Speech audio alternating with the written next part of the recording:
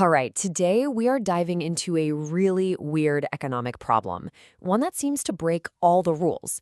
It combines the worst of two different worlds into one single economic nightmare. We're talking about stagflation. So, what's the big deal? Well, think about it. Usually you get one or the other, right? When the economy is booming, sure, prices might creep up. And when it slows down, prices usually cool off. But stagflation? That's the paradox where the worst of both happens at the same time. Prices are soaring, and the economy is slowing down. It's the ultimate headache for economists. Okay, so let's get the official definition down.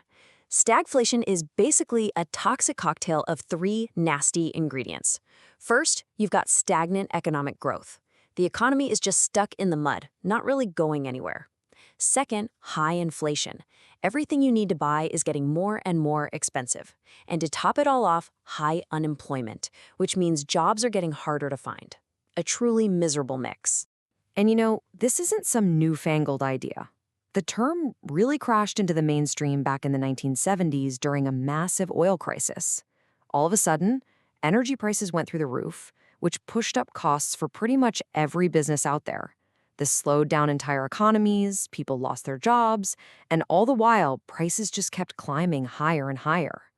It was really the first time the whole world had to deal with this nightmare on a global scale. So, to really get a grip on this thing, we need to look at its anatomy.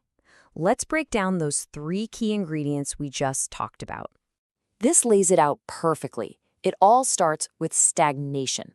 The country's economic engine, its GDP, is just sputtering. Then comes inflation, and this is the really strange part.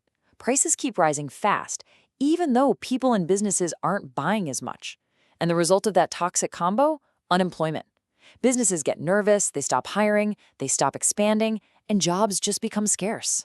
Okay, so if it's such a weird combination of problems, what actually causes it? It doesn't just pop up out of nowhere, right? There are a few prime suspects that economists always look for. Now, this is absolutely crucial. Stagflation is almost always a supply problem, not a demand problem. It usually gets kicked off by something called a supply-side shock. Think of that 70s oil crisis again. Suddenly, something essential becomes hard to get or way more expensive. That then triggers cost-push inflation, because businesses have to pass those higher costs onto you by raising their prices. And if the economy already has some structural weaknesses, like it's not very productive, the whole problem gets a lot worse, a lot faster. And don't think for a second that this is just something from the history books. These pressures are very real and can pop up any time. So let's look at a recent example from India to see how this all plays out in the real world today. First, let's look at the stagnation piece of the puzzle. As you can see, after a really strong recovery, India's economic growth started to slow down, dropping from over 9% all the way down to under 6%.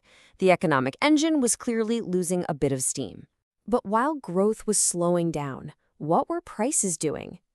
At the same time, food inflation shot past 10%. And what caused it? A classic supply-side shock. Unpredictable monsoons hammered crop yields, which meant food became scarcer and, you guessed it, a lot more expensive. So you've got both problems hitting at once. The economy's slowing down, but prices are speeding up. This is the exact combination that makes policymakers get really nervous. They start using phrases like stagflationary pressures, which is basically code for, we might have a serious problem brewing here. And this brings us to the real reason stagflation is called an economic nightmare. It's not just that it's painful for everyone, it's that it is incredibly difficult for governments and central banks to fix. It creates this trap. Which leads us to the million-dollar question. If you're the one in charge of the economy, what do? How on earth do you fight both of these problems at the same time, especially when the solution for one makes the other one worse? And here is that impossible choice laid bare. To fight inflation, the standard move is to raise interest rates to cool things down. But the risk? You could slow down the economy even more, making the stagnation worse. So, okay, what about boosting growth? The textbook answer is to increase government spending. But the risk there? You could pour fuel on the fire and push inflation even higher. It's a classic rock-and-a-hard-place dilemma. So let's just put the numbers from that India example side by side to see the whole picture. You've got GDP growth slowing down. You've got overall inflation that's above the target level. And you've got that painful food inflation number, over 10%. Any one of these is a challenge. But when they all happen together, that's what creates the stagflation dilemma. This quote is just the perfect way to picture the problem. Trying to fix stagflation is literally like hitting the gas and the brake in your car at the exact same time.